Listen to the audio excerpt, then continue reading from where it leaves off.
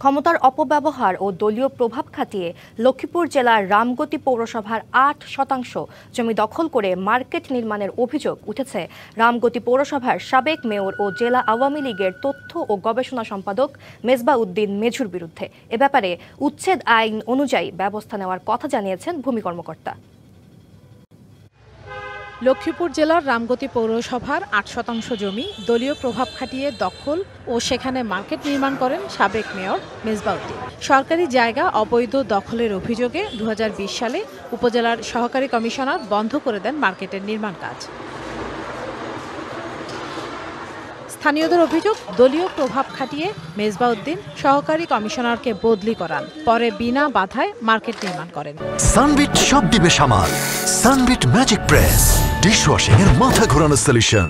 প্রশাসন বন্ধ করেছে, প্রশাসনকে এখান থেকে রিলিজ করে ট্রান্সফার করে তারা আবার সেখান থেকে কাজ শুরু করছে। অ্যাডভান্স মেয়র নিচ্ছে 1200 মেয়র। আমার এটা দুটো অংশ, ওরা দুই ভাই, এক ভাই নেয় আপনার ৯,০০০ টাকা আর মেয়র নেয় ৯,০০০ টাকা। ক্রেতাদের ওঠা নামায় অসুবিধা দূর করতে সাবেক মেয়রের চাপে মার্কেটের সামনের রাস্তায় পৌরসভার ৯ লাখ টাকা খরচ করে ২ দফায় আরসিসি ঢালাই দেয়া হয়। সরকারিভাবে একটা হয়েছে, আবার রিডালাই হয়েছে। এখানে সিঁড়িগুলা আরো নিচে আসছিল, তো ওইটাকে উপরে নেওয়ার জন্য যাতে ওইটা রাস্তাটা হয়ে যায়, আবার ডাবল ঢালাই হয়েছে। দখল করা সরকারি জায়গা চিহ্নিত করে ভূমি অফিসকে প্রতিবেদন দেওয়ার নির্দেশ দেওয়া হয়েছে।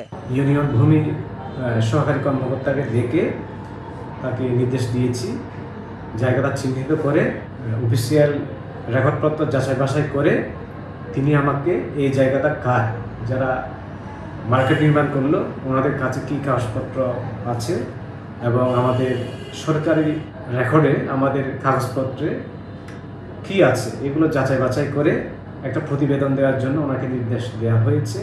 সাবেক মেয়রের এই অনিয়মের বিরুদ্ধে আইন অনুযায়ী ব্যবস্থা নেওয়ার দাবি স্থানীয়দের। DBC news desk.